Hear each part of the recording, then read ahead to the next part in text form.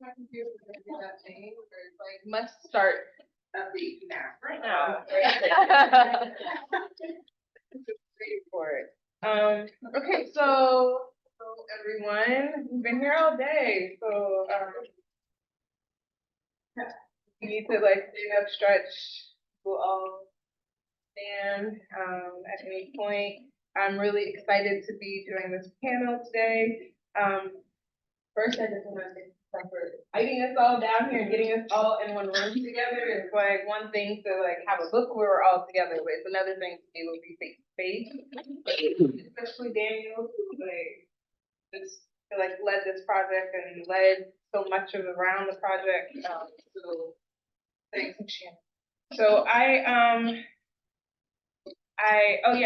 had jotted down what someone said earlier, like when people step up when they're in a position of more safety and privilege to kind of, and Daniel is emblematic that was also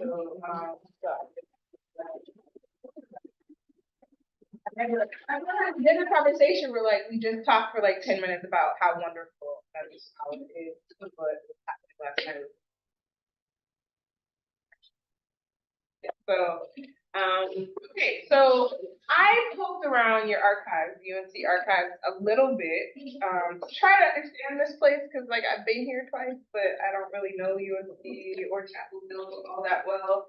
And I came across this interview about integration in the local high school that I had never heard about before. Apparently, there was an incident in 1968 where a group of Black high school students had chained and locked the doors of the high school shortly after, for about an hour. And they did that shortly after the Black high school, which is called Lincoln, had been closed down for integration. One Black student who was named Walter Durham talked about this and the implications of his last name do not escape me by no middle class of Black people locally.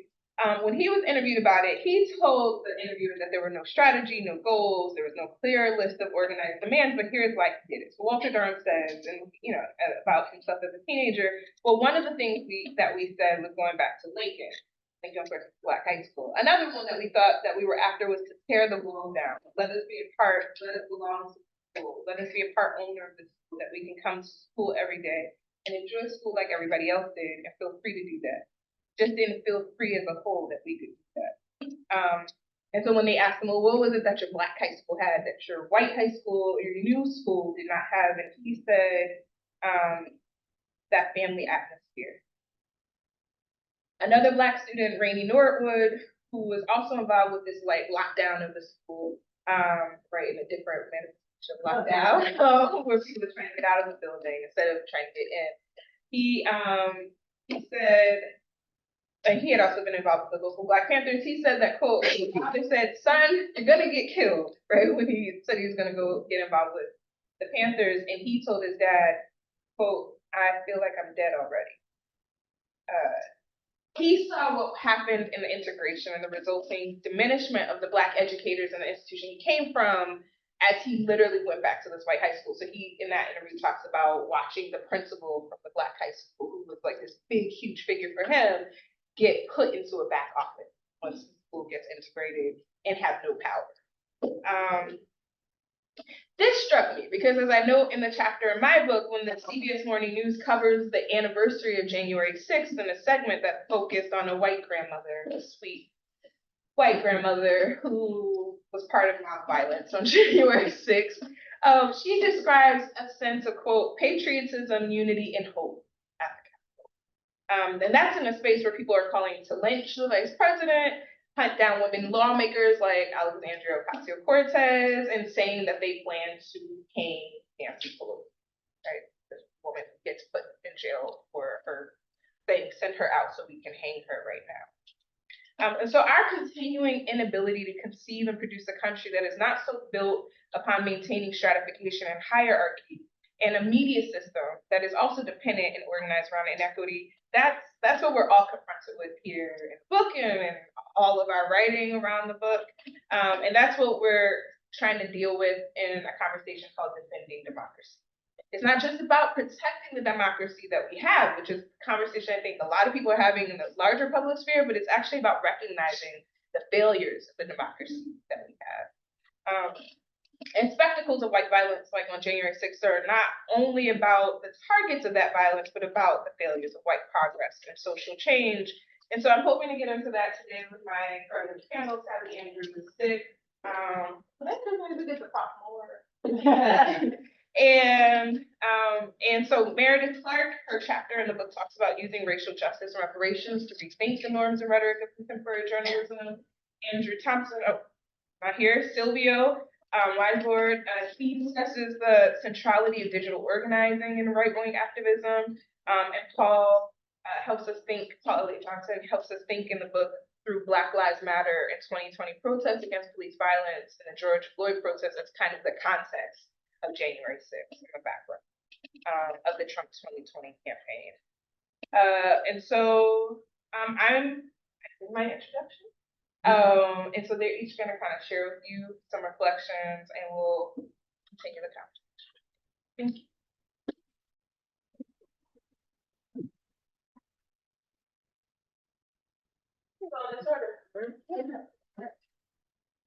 So good afternoon, everyone. I, as a Black feminist scholar, following the tradition of scholars like Audre Lorde, who would introduce herself and tell you a little bit about who she was as a way of orienting how she did her work. And so Audre Lorde would introduce herself and she'd say she is a Black woman, she's a lesbian, she is a feminist, she's a mother, she's a cancer survivor. I am a Black woman, a cis-het Black woman, an educated Black woman, and someone who operates from Black feminist praxis as an extension of my professional background in journalism. So taking the lessons that I learned from working in the newsroom and applying them along with lived experience to analyze the world around me and how I see that world taking shape and unfolding. That said, when I think about the volume that we put together here, I am reminded of how difficult it was to write a chapter for this volume. As I've written in my remarks here, I'll say that January 6th was the day that I canceled my subscription to the myth of American democracy. The notion of Black humanity, of my humanity, as part of the American, that is white, wealthy, straight, male, Christian, imaginary, was dashed years earlier through my lived experiences of being denigrated by teachers, harassed by neighbors, and rejected by peers. The killings that helped portend the first wave of the movement for Black lives only affirmed a part of my logic, that the most effective means of protecting myself from the fear of being unable to protect my children from the normalization of their disposability was not to have any in the first place. And for years, the decisions that I'd made to pursue a career in journalism as my contribution to racial uplift, and then shifting to academia as a means of self-preservation while still pursuing said commitment to racial uplift, that this time through research, teaching, and service, kept me moderately comfortable about the state of American democracy until that very day. As my co-panelists here have researched and written, Paul has talked extensively about the US institutions and how they rest on an assumption of Blackness as the condition of social death, echoing work by scholars like Orlando Patterson and his exploration of the afterlife of African chattel slavery, Christina Sharp on the wake and the weather, that is the condition where Black death is the norm, and Carol Anderson on white rage and domination as a mechanism for control. And Silvio's work, which I just recently taught with some of my students about trolling and journalists, lays bare the fundamental flaw of journalism as an institution, and this assumption that there is an aspiration of a participatory public, one where everyone is equally involved and committed to equal ideas of democracy. In Andrew's work, I note the racial appeals in news media that indicate that racial messaging with an explicitly anti-Black focus boosts support even among non-white people of color for candidates who use them. And so when I think about the conditions that we are operating in, I am reminded of the contribution that journalism has made to bring us to this moment. That is the repetition of frames and phrases that normalize Black death as a condition of existing and as a condition of the function of our very democracy. That in order for democracy to work, in order for different groups to hold power, another group must be subjugated. And what I see and what I continue to critique in news media is the patterns that have been unexamined, the practices that have been uninterrogated, and the habits that we continue to extend even to this very moment that normalize things like authoritarian rule, making them into entertainment in addition to news. So as we talk today, I'm looking forward to talking about a critique of those practices, how we, even as journalism educators, may be incidentally contributing to the forwarding of these narratives and to the normalization of this system where we're trying to fight to defend democracy, the democracy in a country, an idea that in my mind has never really existed, one that perhaps we have an opportunity to redeem and reclaim for future generations. Look forward to the conversation.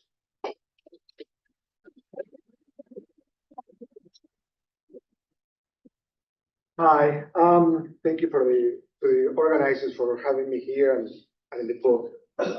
My interest in the context of this panel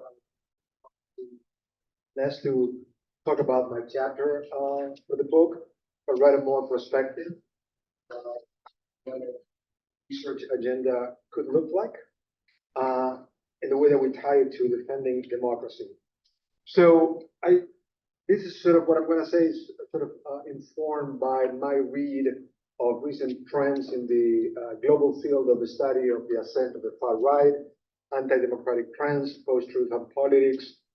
And here's my point of departure. So I find sort of some lines of research these issues. I'm not convinced that sort of we are asking the right questions, so that the approach is sufficient to understand the problems that we're interested in, and I think that bring us all together here. So there are many things that we know. What we don't know. What we don't know is what I would like to focus on.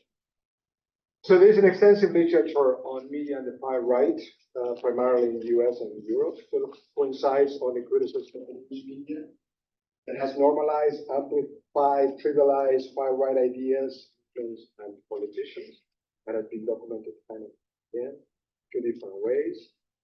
And this comes to the sort of takeaway, as Ruth Wodak observed, that the boundaries of what is said in the media have changed.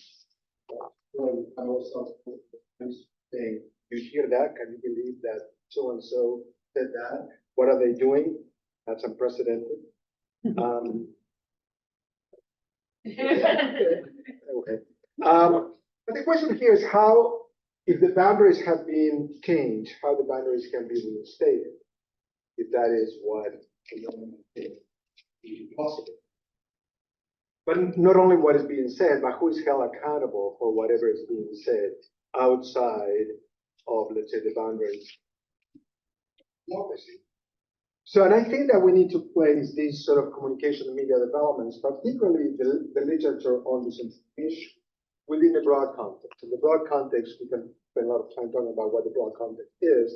If I find a common element among sort of far right, different parts of the world, it's basically a reaction. Right?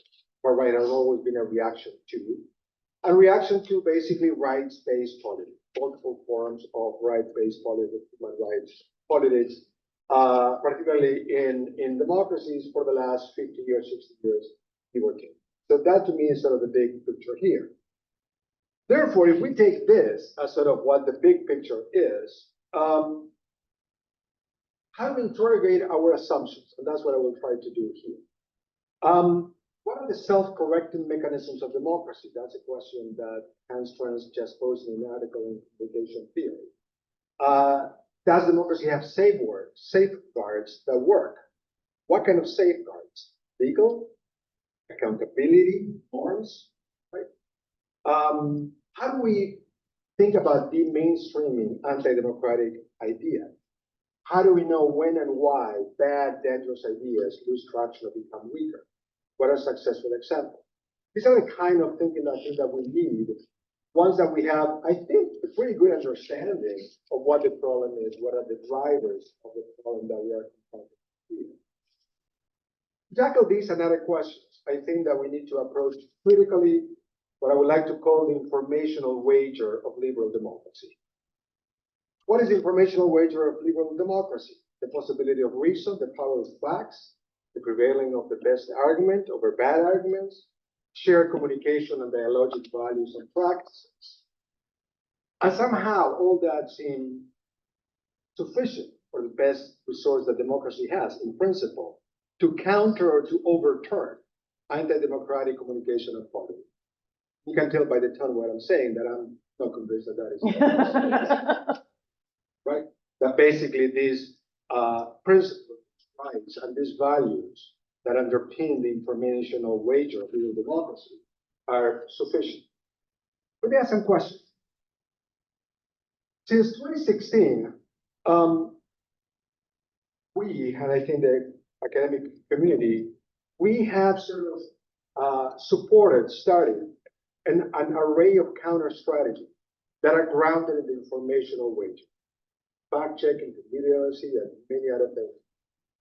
So we have doubled down on information because we characterize this information as information problem. And what is the recipe? If we ask certain questions, it leads to the answer that we have. If we define it as a disinformation problem, the answer might be in better information, right? So let me ask a question, are we making progress? Have we made progress? The tone of the conversation so far is like, probably not. How do we know? How to promote or restore, if you have a more romantic, nostalgic sensibility about this thing, how do you promote facts, information, all that sort of good stuff that underpins this paradigm?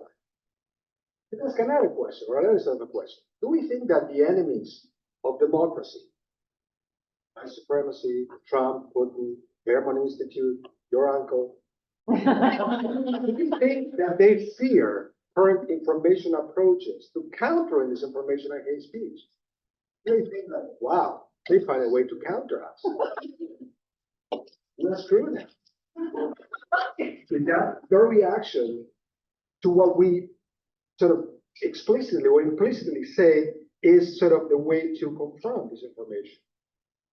Can we assume that conspiracy theories, malicious information, and intolerance will fade out from digital platforms, no matter what can be done about it? Can we think about the decreased presence and influence of anti-democratic news spaces, the so-called, and I hate it, that traffic of conspiracy theories, basically trolling? My sense is that probably we got on the wrong track trying to understand and tackle this problem. Why? Because not all the answers to the problem of what drives far-right movements, this reactionary mindset, can be addressed through informational correction. And the reason is because the problems are not informational. But here's the thing. Research after research shows that actually it's not an information problem. What do we find? Frequent findings about this kind of problem is that social, tribal, partisan, ideological, affective identity underlie this information and other forms of toxic communication. This was hardly surprising in 2016. Yeah. So what needs to be done? I'm not sure what needs to be done, but I think that we need to change it. Otherwise, we're going to continue to build or reinforce what we found. Yeah, it seems to me without changing fundamentally the way that we approach this problem. I hear some suggestions and I will stop. Probably move beyond understanding information as a discrete set of data and focus more on what already has been said. Focus more on narratives, on stories, on identities. That is fundamental. That's additionally about the question. Second, we should foreground organized politics, strategy, ideology, something along the lines of what Dave was saying earlier, rather than focusing exclusively or mostly on individual knowledge, attitude, and beliefs. Third, probably is another opportunity to do comparative cross-national research because of the similarities, in spite of some differences, of the similarities of what is driving this process. Remember, the alt-right or the far-right is a global movement. It's not just, it has specific domestic aspects, but it transcends national boundaries. And in closing, I think that what we need to do is that we need to redefine the problem. Otherwise, we misunderstand what is driving the alt-right or the far right. So if we remain loyal to democracy's informational wager, and I will say that we as educators, we believe in that, otherwise we'll not be doing what we do. But we need to understand how that is viable, how it can be successful, given the political and sociological forces driving this process. I will stop there. Thank you very much.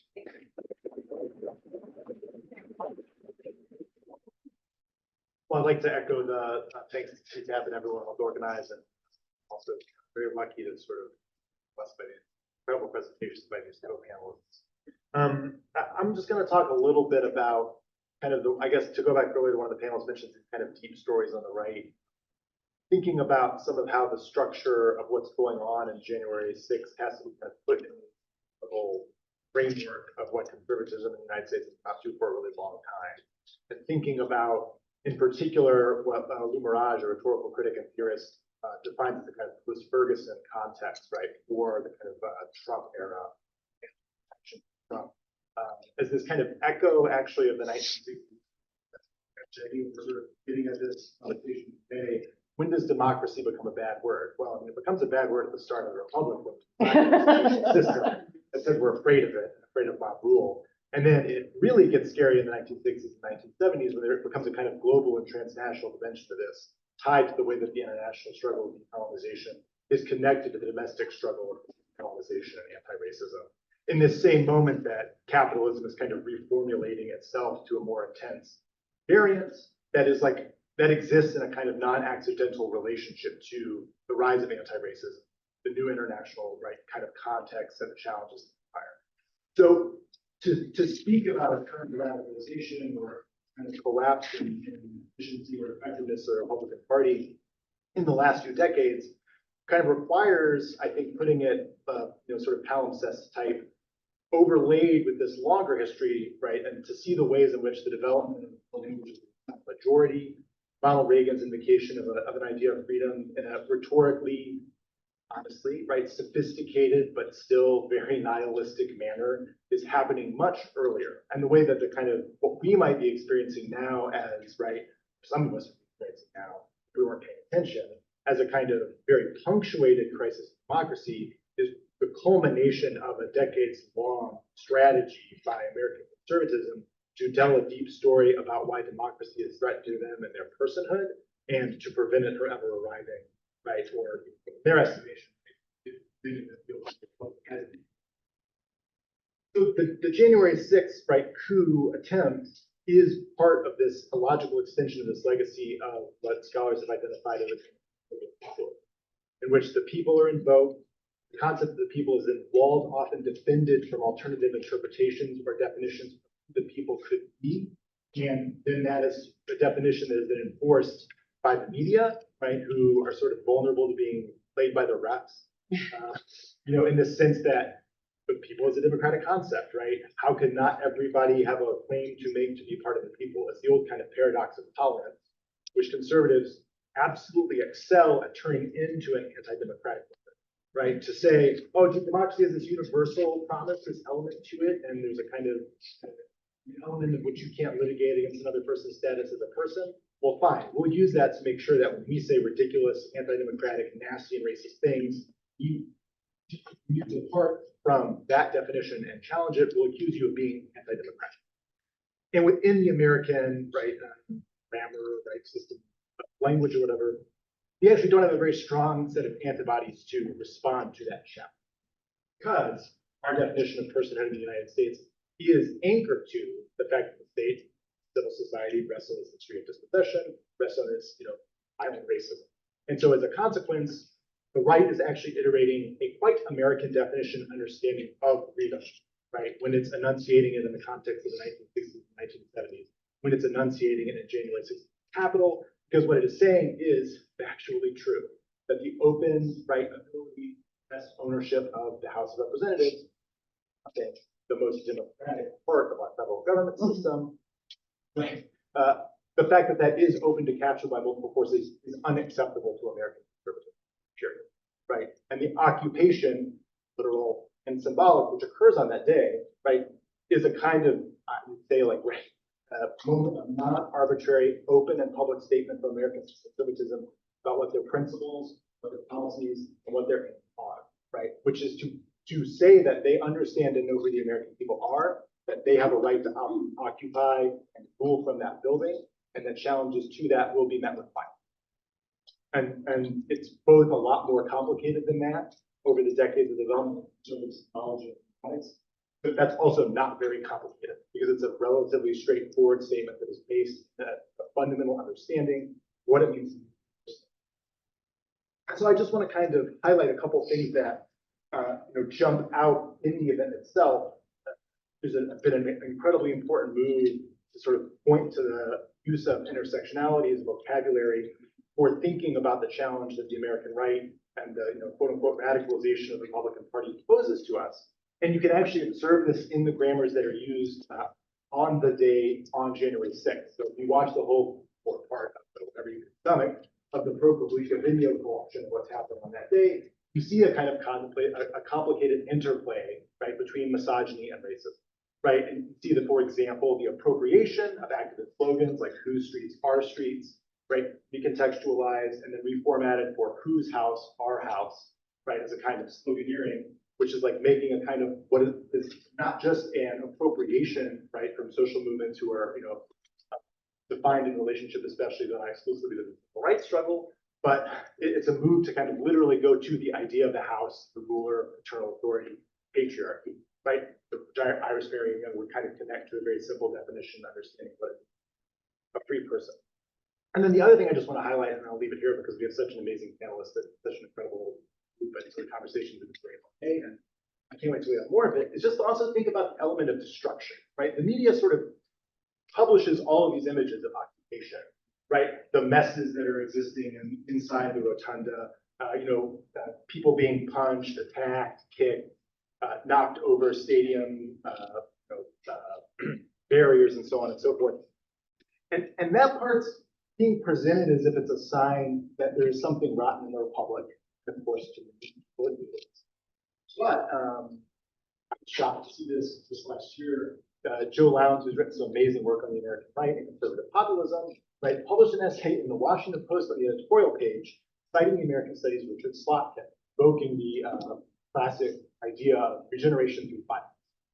This idea that if you live in a country whose basis of enunciation and existence is the dispossession of people and their elimination or eradication or forced assimilation, and also treating other people like property, on what positive basis does that offer the ability to generate a community that can self-govern? And Slotkin's answer to this question is it doesn't offer very much of one. And so the United States has a kind of disproportionate reliance on both witnessing spectacles of violence and the performance of violence itself as a kind of active citizenship.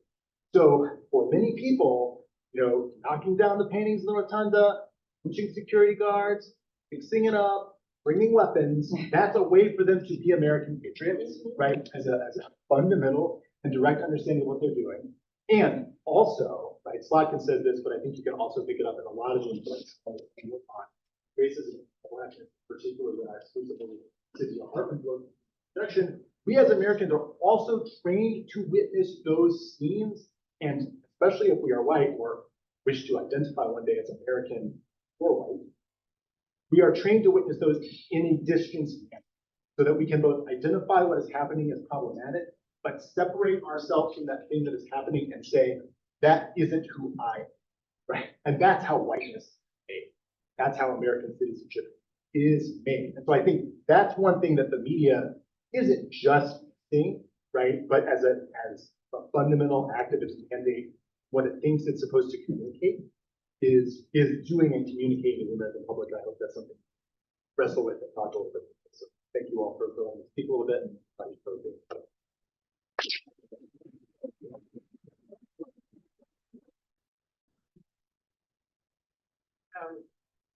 strong, I think, kind of calls to really reckoning with what January 6th represents and where the failures are. And so I guess I will dive in with a question before we open it up. And I think the first one is, when you guys kind of outlined in certain ways, the first question I had was, how does the news media fail to adequately address white supremacy in news coverage?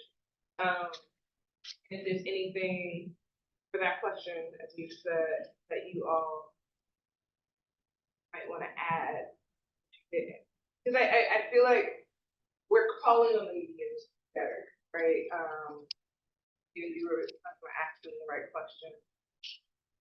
And Meredith, you were talking about the practice and habits of journalists and journalism educators. And so I'm wondering, and you all were talking about the distancing effect for white supremacy that you know. I guess I'm wondering, like, you can talk both more about how they failed to adequately address white supremacy in like concrete ways, but also like ways that you think they should be doing it a bit. Probably not. Like diving in. Or is that like? I mean, I can just very briefly say, it's like, it would be nice if people kind of stopped talking about how there was this nice, happy, Ronald Reagan tradition. Sorry, yeah, I'm on stage. I wish there would be a little less talk about how there was this nice, genial Republican tradition with Ronald Reagan. And then, we don't know what happened, but you know, everybody got real drunk, so drunk that maybe we'll sober up and we'll get back to like just the It's just not separate, right? It's all about more of a certain kind of freedom. It feels like a more textured argument, depending on which kind of intellectual strain of conservatism you go to, depending on what seminar you're in or which training regime you dubbed at the Heritage Foundation. But it's actually part of the same population for general. And maybe there would be a different answer to this question if there was kind of some figure on the right who was more competitive with the kind of vision that Trump and the Trumpian future offers, where you could say maybe there's something salvage there. But right now, with no figure like that waiting in the wings, I feel like they've got to kind of ditch the like, we don't know why we're on track bit. You know? And I think that's like something a lot of people still hang their hats on. You know, even and many academics too still kind of believe this, like Ronald Reagan's all the time than other academics. So I don't know, it's the problem in the media. Yeah, this idea that the Southern strategy was like a nice turn. American politics, right?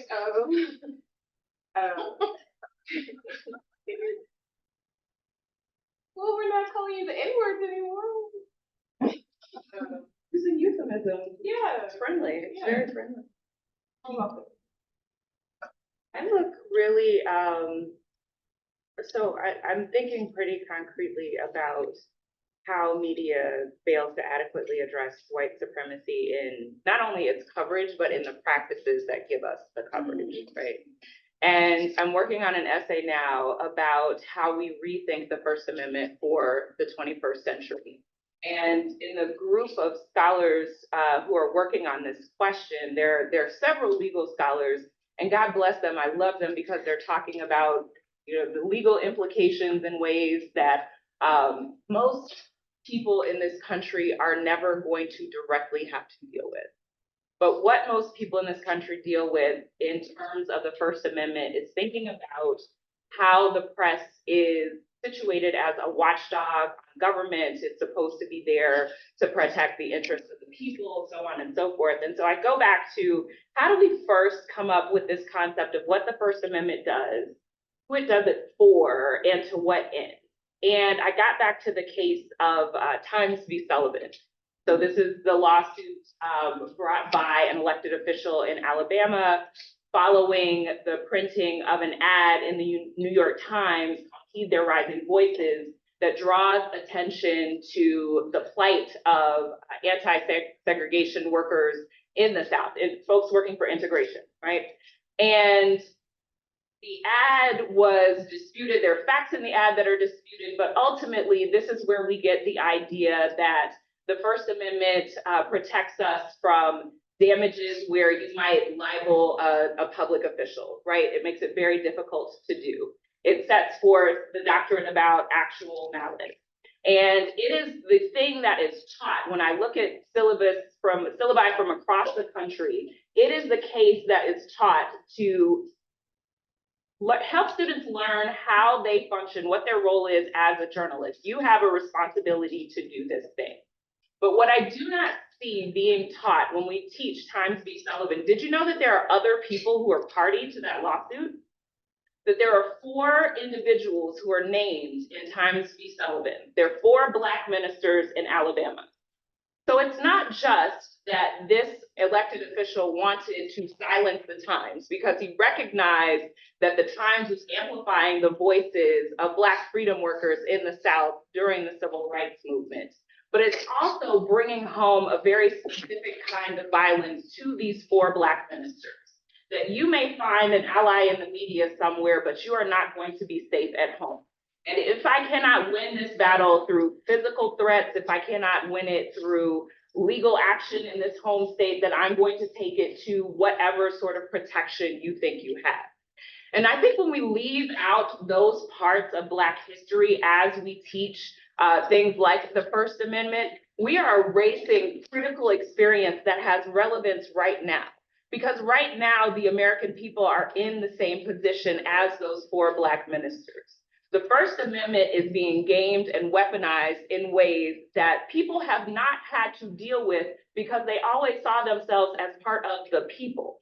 But now you're seeing that the people, the imaginary that Silvio has talked about, and if you haven't read this article on trolling and journalists, you really should. But this imagined idea that we have a democracy that everyone is participating in good faith, it really helps to complicate the idea that there is no one singular public. There never was. And that the rights that are being upheld by the First Amendment, the argument that Marianne Franks makes about fearless speech, those rights were intended for a singular group of people.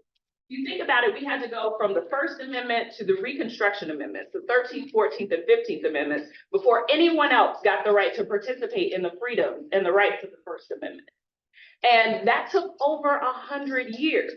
So in that 100-year time span, you've got white property owning, land owning men who are the only people who have the right to this sort of protection from government intrusion on speech. If we had recognized and taught from the very beginning that this is a very limited sort of right or freedom, I don't think we would be in this mess right now. But what we have done is allowed ourselves to imagine that we're all part of the public, that everyone shares in this equally, that everyone has this protection. We don't, and we never did. And until we correct that sort of assumption, we are going to continue to be gamed by thinking we all have a buy-in in this, we're all experiencing it the same way. The system never was that way. The foundation was broken from the very beginning, and news media doesn't address that in everything from the fundamentals of how we teach what the news media's role is to how we actually practice it in our newsroom.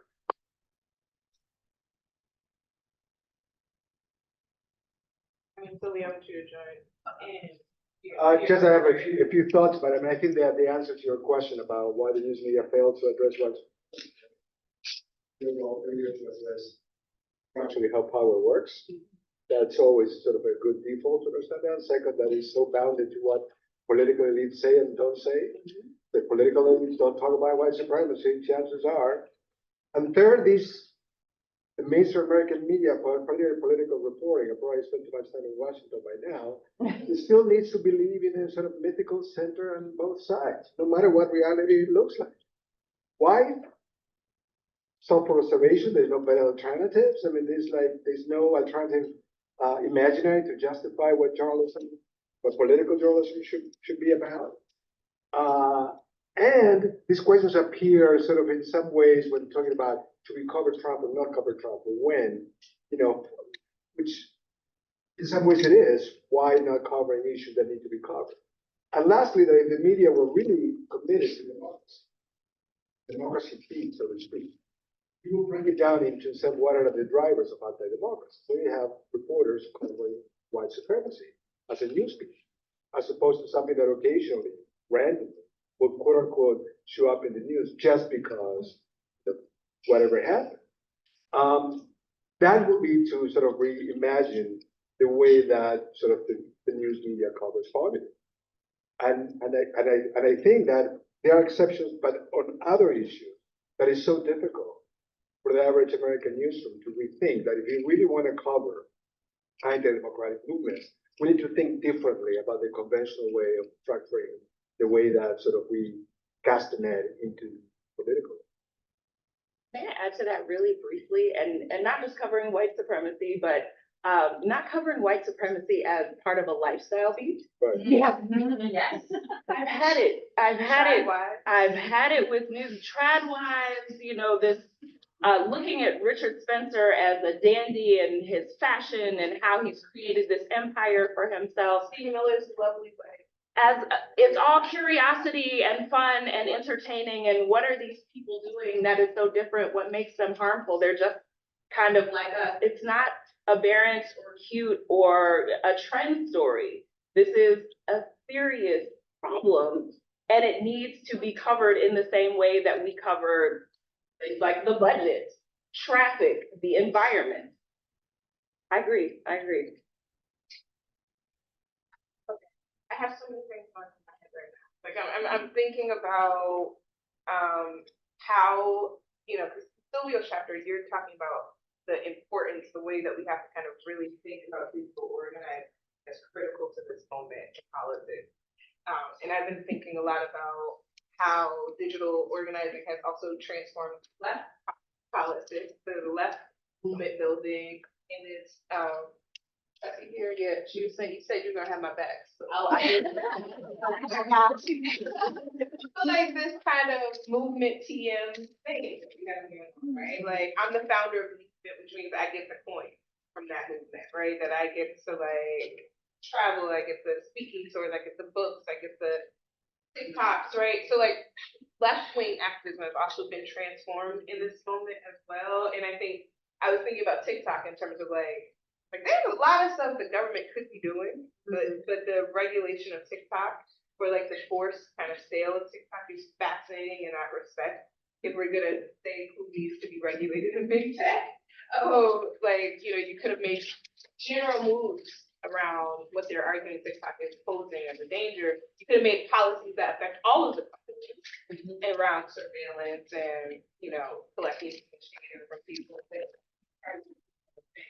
And so I'm also, I guess I kind of want to bring in some of that, right? Like how has digital transformed not only like how we think about journalism, but also like, gathering practices and routines in a way that further enable white supremacy and like right-wing mobilization. I mean, that's a big question, so you don't have it, you know, fine with that. But you all are kind of making me think about like how this is transformed, and even how January 6th doesn't happen. Transformation. We will beg the questions. What are the questions that we still don't have good answers that are interesting? Continuing just simply what we have been discussing for the last 20 years. I think that January 6th not only complicates the original story about the ordinance, but it alerts to sort of the problematic forms of subculture digital participation. Because it's not only digital organizing that will be, you know, misguided to think about it that way, because so deeply embedded with elite politics, with money, with sort of American history. That it's not just, you know, grassroots movement of people who found each other.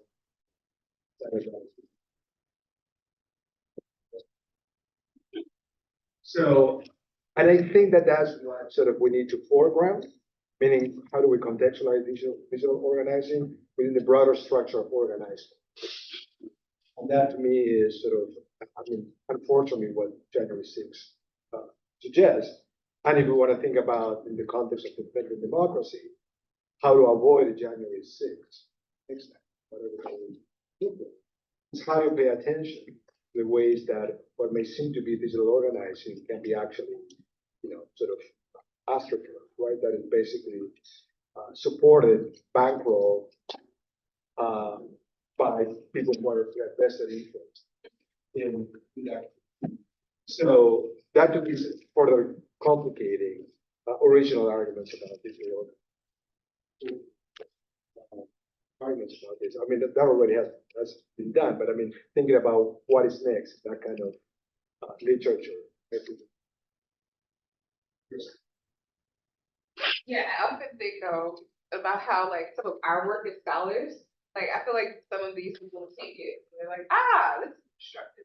We shall buy Twitter now, right? Like it's like it's movement building. We shall I know we heard a version of that, like, oh, we gotta build our own, turn blue sky into the counter to the, yeah. Yeah, I'm like, we're helping them actually.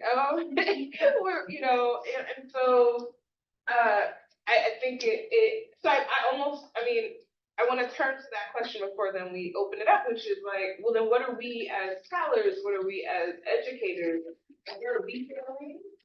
Where are we contributing to this kind of mess? And what are the things that we can be doing better?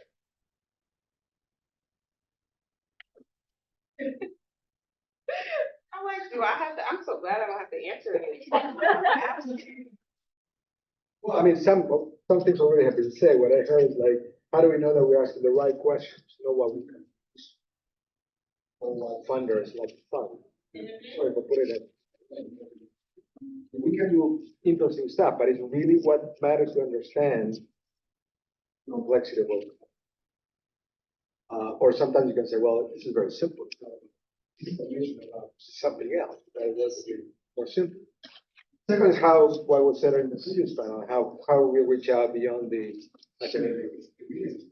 Basically, what all the incentives are not really on doing public scholarship, right? Especially if you're not tenure. That raises all kinds of questions. The other point is how we set that we do, and some experiences of actually people academic publics to do that. How do we change universities to recognize this kind of work, in spite of the fact that there is sort of quote unquote I mean, in society against scholars having taken a much more public role. So, those are some of the things that we are aware of the difficulties, the challenges,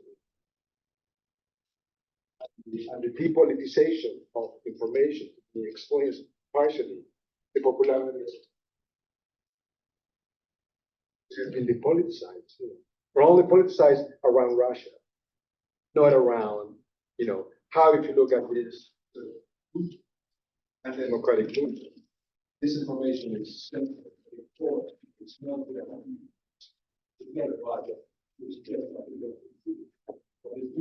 and it always has been. If you look at the history, the far right, like in some ways it's not such a novel development.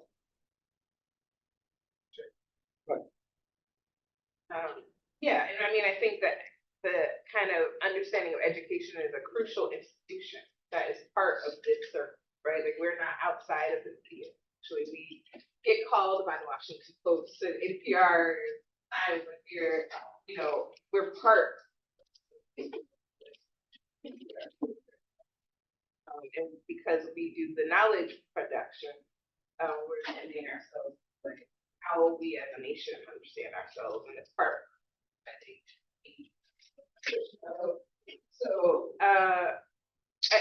Anybody else want to add? I mean, I really like your piece there, Silvio, in terms of thinking institutionally around even like training students on public engagement, and not just the practice of public engagement work is like going out there, but even on how to write that, like how to like understand and analyze and do ethnography in a way that allows us to, or autoethnography in a way that allows our work to be legible amongst other scholars in this.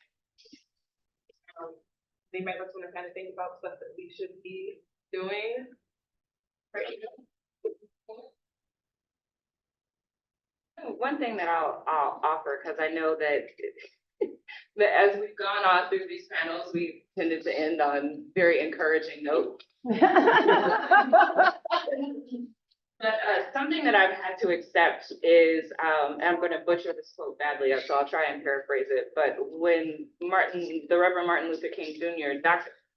King Jr., talked about the work that he was doing and the fact that he might not ever live to see the outcome of that work. When I accepted that as a reality for myself, like I'm not a political figure who necessarily has to worry about assassination or, my life being on the line as I do this work, but I do need to think about the commitment to the work beyond getting tenure, getting promotion, getting a raise, getting on this television show, and think about how this is a contribution to, if I want to see this country standing, long after I am gone from this plane, then this is the work that you do, and how it puts in relief the urgency of now. Like, if I cannot do something right now, does it mean that the work that I'm doing is not useful? And it doesn't. And that's necessary, I think, for sort of training yourself to be able to withstand exactly how discouraging this can be. And that's one thing that I offer just to, as sort of a touch point to go back to, because there are certainly things that I would suggest, like, having the News and Observer here today would be fantastic. Having, and I know that there's some representatives from the DTH, their students here in the room, would be fantastic. It would be a great way to educate about some of the things that we're talking about. But all the changes aren't going to happen in small and incremental ways. It doesn't mean that we shouldn't give up on that. But we also have to recognize that we may never live to see the sort of favorable outcomes that we're looking for. Hopefully that encourages us. But I think there is some joy there too, in terms of like the kind of joy you get that activists get from movement building. I think we also all get when we come together. I mean, I had some joy last night when I got to sit in a room with all of us and get to talk and build and think out loud these ideas that we're kind of recognizing and that we are hoping for. And I think that kind of collective notion of building together is pretty critical to this work as well.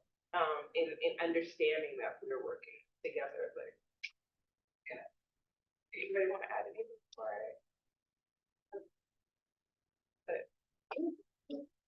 No, I can't. This is what happens when I'm thinking and then it's like, I didn't think that happened. But yes, please. You mentioned doing ethnographic and autoethnographic work, and I just wanted to, as we pass by, this is one of the reasons that I think Black feminist thought and Black feminist theory is so essential to this kind of work, and specifically why it's being targeted by anti-critical race theory legislation, right? There is something about, well, not just something, the specific aim of Black feminist work is making the sort of intellectual pursuits legible outside of the academy and making sure that they remain connected to life outside of the academy, to life as people live it every single day. And that if we keep that in mind, it helps us to find those places where we can actually connect with people outside to make sure that the work is being echoed in the way that it should, that the work is reaching the targets that we want it to reach. Yeah, well, and also, I like your idea too of welcoming other people into the room. I remember the first time when I almost went to Stanford for grad school. And so when I went there, they bring you to a room, they're like, there's a great conference on race, you should go sit in it. And I was like, yeah, I'm into that. And so I went, and I was a journalist before I came to grad school. And so I went and sat in the room, and I was like, this is the most boring thing I've ever done in my life.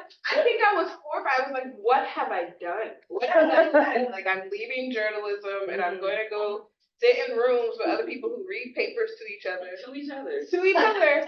they already wrote.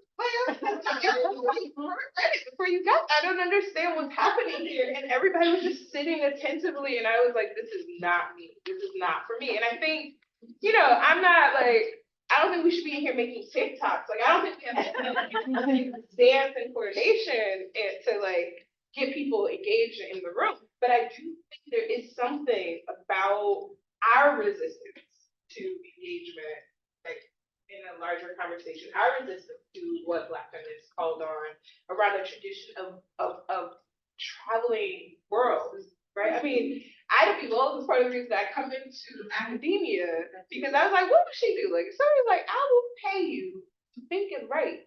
For a living, yeah. For a living, but Ida B. Wells be like, yeah, and I was like, she would do that. So I was like, okay, I'll do that, right? But she also was like an teaching standard, right? And she also was like a target of this swarming behavior that we see now getting very easily marginalized on digital platforms that are intimidating, harassing, and like, trying to create the erasure of people like Roxanne Gay and all of the other folks. And so anyway, I think there is something instructive about our forebears and their ways in trying to intervene in these worlds that we have not, as scholars, we kind of accepted the way in which they tried to divorce us from that tradition, that we need to acknowledge. So thank you for that. And Sylvia, my last thing before we open up, which is, I love the thing that you keep saying, which is, are we asking the right question? Because, while we debate cover Trump, don't cover Trump, show his tweets, don't show his tweets, cite him, don't cite him, we're not asking, well, what are we not covering, right? There is organizing happening in North Carolina. There are Black women doing certain things. There are, LGBTQ students who are responding to the assault of trans activists that is not getting covered. So we're debating Trump and not Trump, but actually we're not talking about the disappearance of all these other things. Because that question fits the boundaries of the way journalism. What we're asking is, we think the entire thing, not the question about what is newsworthy versus balance the right thing here. That is a very narrow way of conceptualizing the problem that is much bigger than, I'm not saying that's not important, but that misses the point of what really matters. So you're not gonna stop democracy if you decide, well, I'm not gonna cover Trump because, whatever. I mean, whatever decision about that question. So. And it's a great thing to say, because we, as those of us who are training journalists, are putting about the world, and they are also not asking the right questions, right? We're not pushing them when they're in the classroom. So I think that's something we have to keep asking our students. Okay, so please jump in. Does anybody have a thought or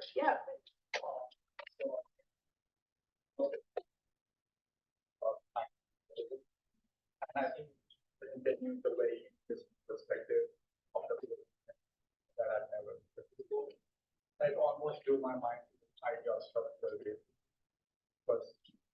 Because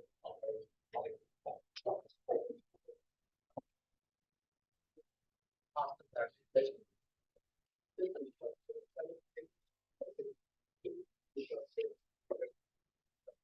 when you time to be this is something that like I've grappled with a lot, and I still haven't been able to come back.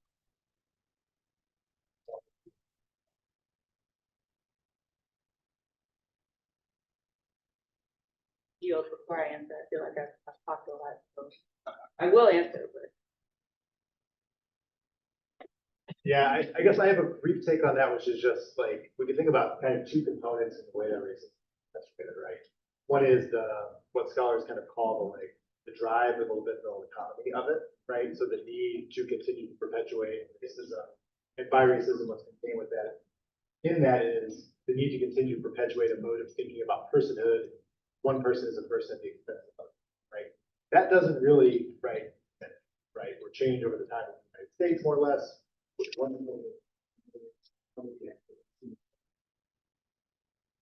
Right, and it's those ends that are the most, I think, frightening to the right and the inspirations, these reactionary affects and attitudes. Other part of it is a kind of idea of, the idea that some concept or experience comes back to you in a form that you can kind of get, but also miss. You might think about January 6th as a kind of like moment of almost non-uncanniness, right? In which the actual content of what the United States of America is about is on the television and experienced by people. Right? This is a direct statement about what the United States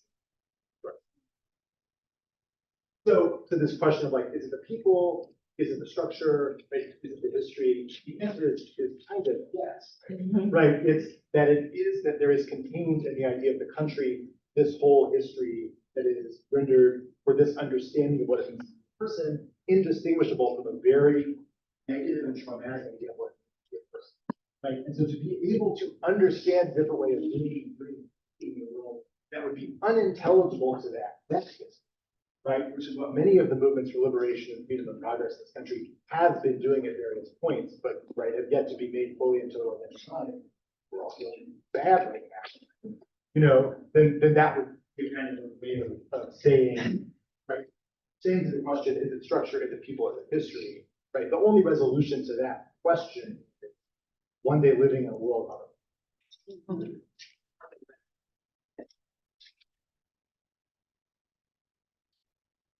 Take that up with otherwise.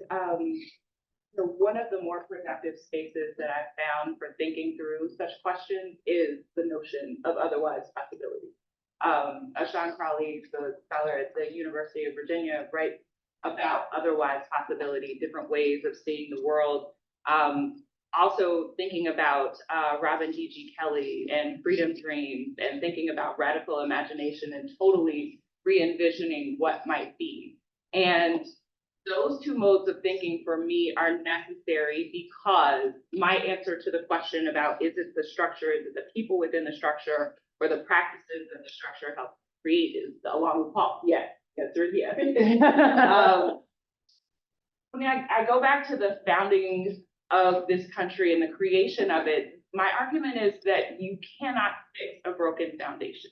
You're trying to build a house and the foundation is broken. No matter what you put on top of it, no matter how you design it, it will always be broken in some way or another. It will sink, it will lean to one side, you will forever have structural problems. And when you begin a country by situating some individuals as less than human beings so that others can be human beings, and you move people off of their land and you exploit and extract labor for hundreds of years, there's no correcting that. There's only doing something that sort of paradoxically our founding documents talk about, and that is working towards perfecting. So perfecting, when you think about making jewelry or refining, it is an ongoing process. Thing is never perfect. It never gets to its ultimate good. And I have to step outside of, is the structure bad? Is it the people? What is it that's wrong? And to think just totally differently, not what is, not what was, but what could be. What could we do totally differently? Going forward with the radical notion of, I don't know, getting rid of the Electoral College as an emblem or a representative of our slave past, right? Rethinking the fact that we have this Constitution that needed to be amended in order to recognize people as human beings and bestow to them rights that are still limited. Like that 13th Amendment that says that you can be enslaved for committing a crime, still there, still on the books. So I think about what is necessary and what happens, or I guess what's useful for me is intersectional lenses that help us think through the examinations of the structure, the examination of the people, the examination of the practices and the beliefs and what have you, and how all of that is necessary to complicate what we are working through, because ultimately all of those oppressions are working together to sort of fix our society the way that we have when we experience it now. So all of these different points are necessary, and above all else, a radical imagination is necessary to totally rethink what could be. Well, and I will say that I think part what we're struggling with is people's imagination of the future too, right? Like their resistance of what they see the future looking.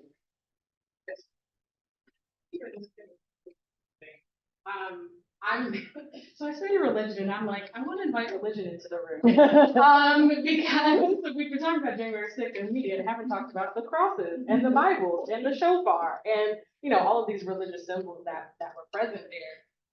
And as we're talking about systems of power, right, we also have to think about like the just founding myths, right, and how people are considered to hold those ideas, but also how, in the historical that the Black church is like a way in which trying to counter that kind of religious rhetoric that happened here.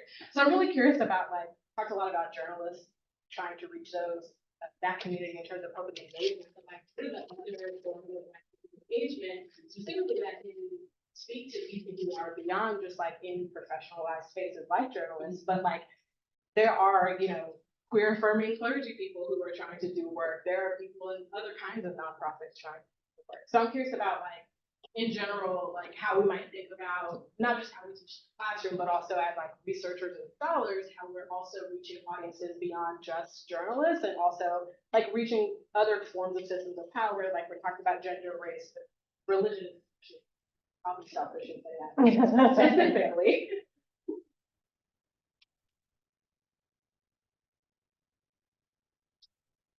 I mean, religion is in the chat, but has religion ever left the chat? I mean, that's, again, I talked earlier about beginning of colonialism here and how critically tied to the church university was. I mean, if you go to any of these 600-year-old universities, Oxford or Salamanca or in Italy, you see the church is right, it's part of the church, right? I mean, they were hand in hand.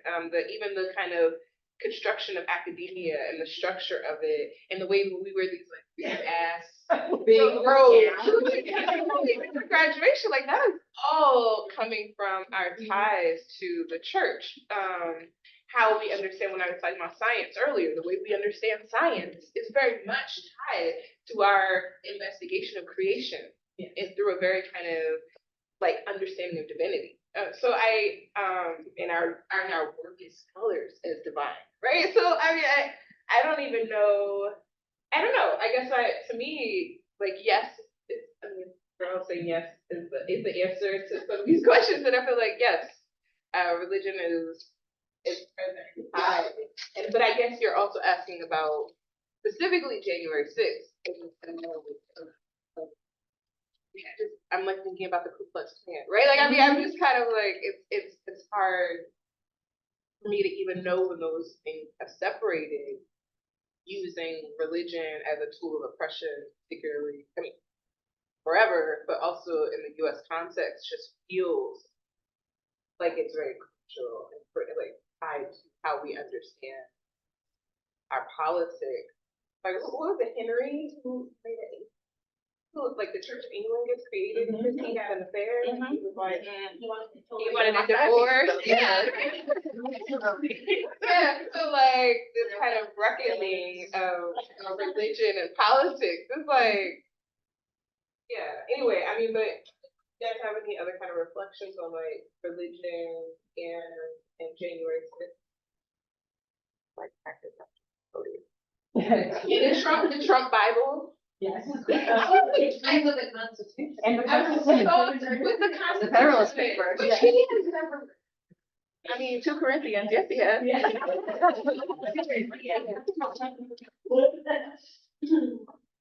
the Bible. I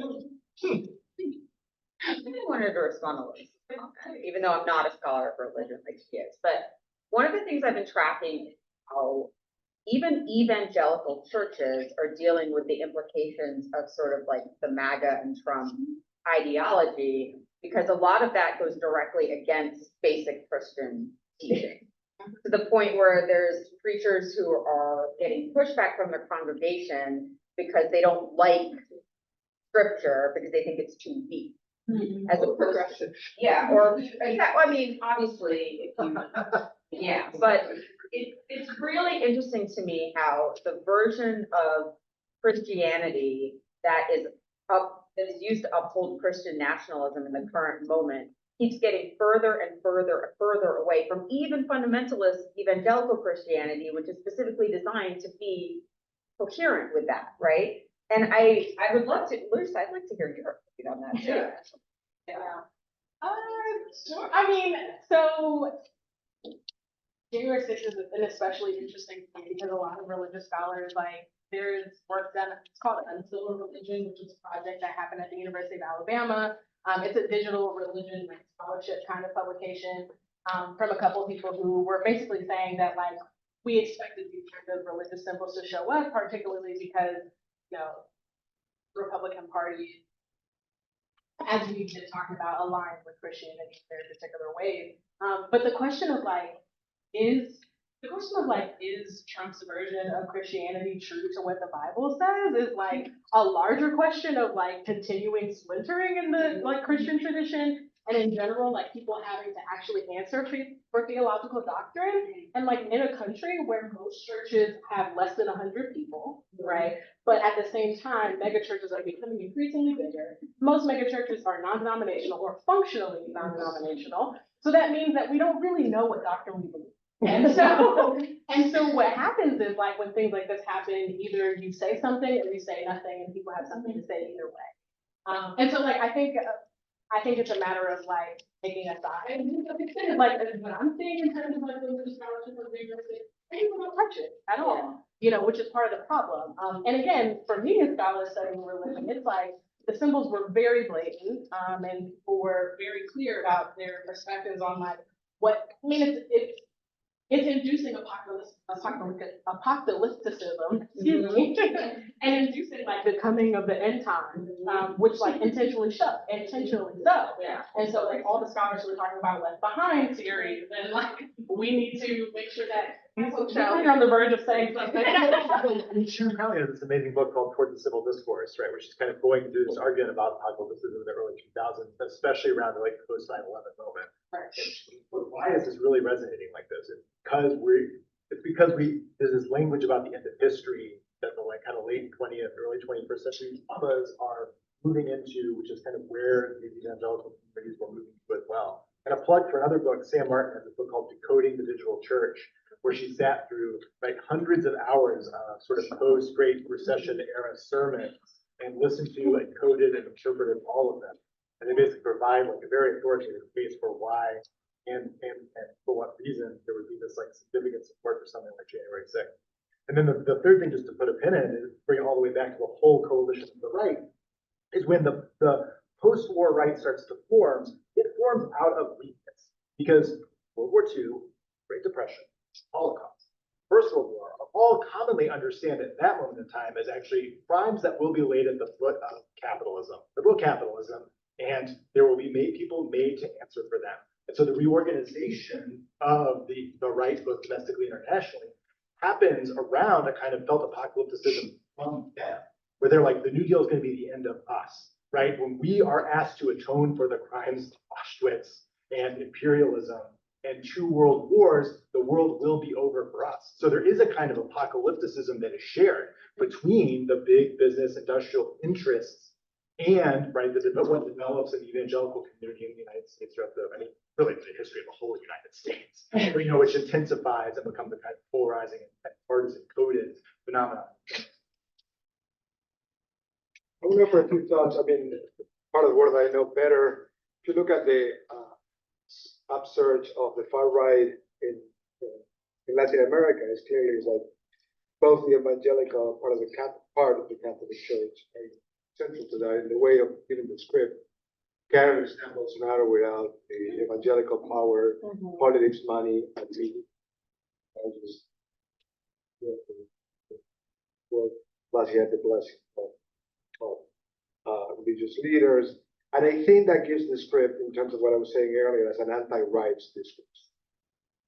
The power of, quote unquote, combating gender ideology or trans ideology and all that comes straight, just fed by some countries, evangelical church, and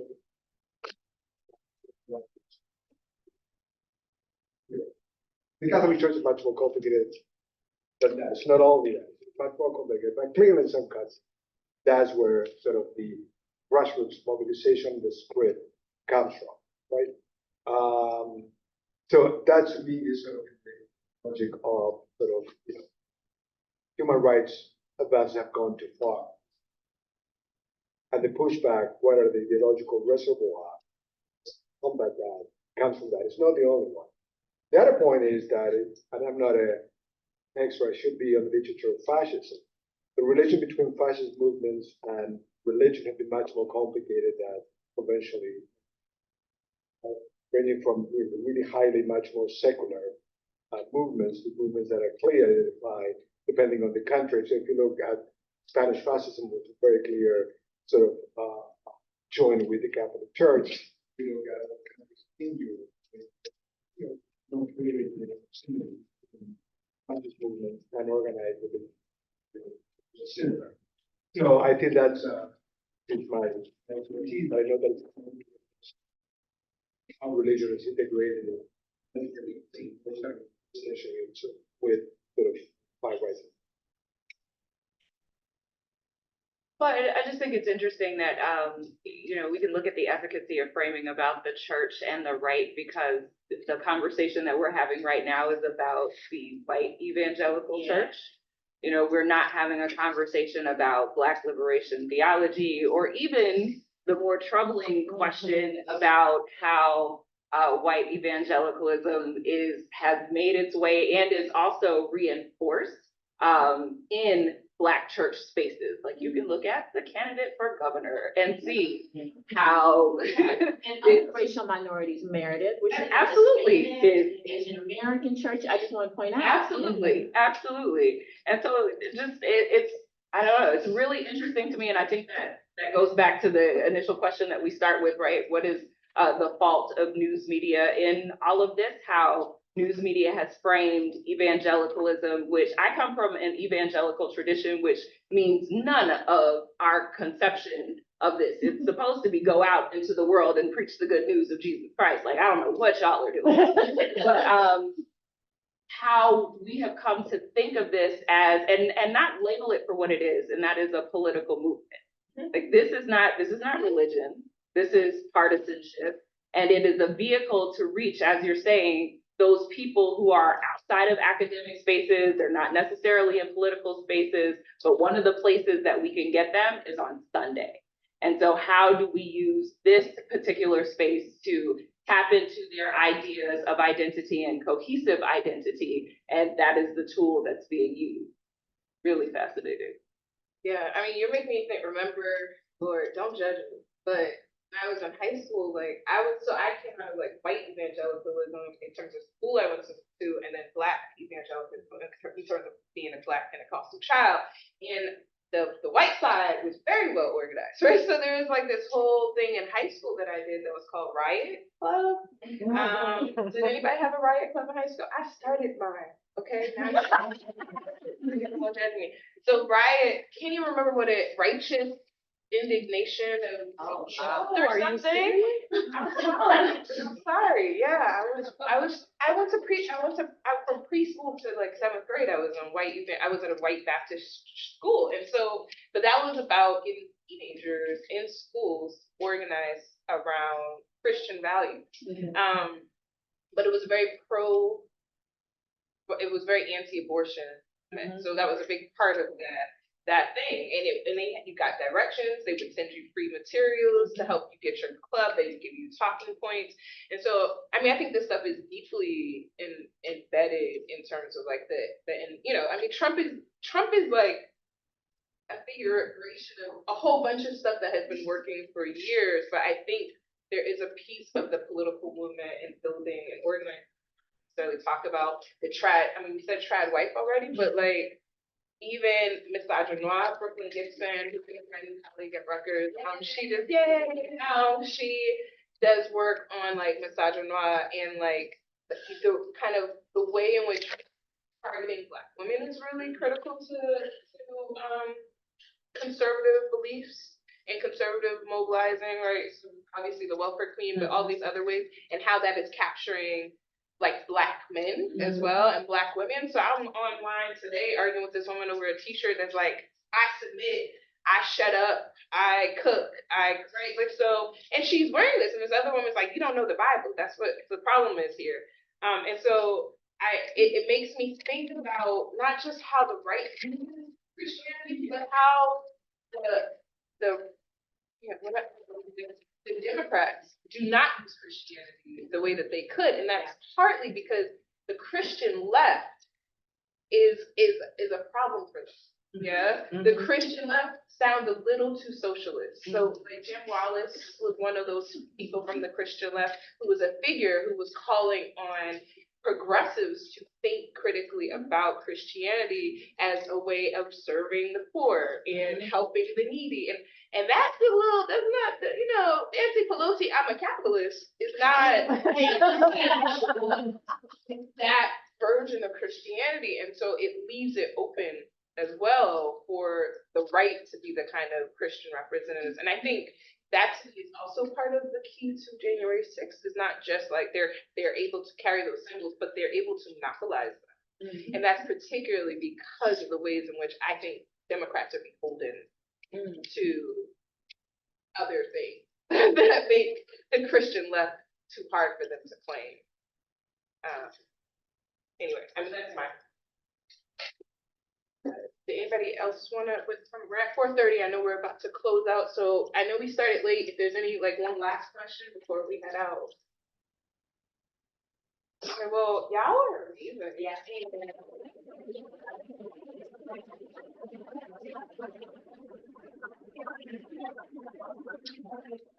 Yeah, I think we have a bit of a break, thank you so much. Yeah, we'll be back at 5:30 for our last panel of the day. So take a nice, it's 5:30. If you need to feel, you can it right there on the table. Okay, are you? You can go to my house. Coming over to my house. I mean, I don't.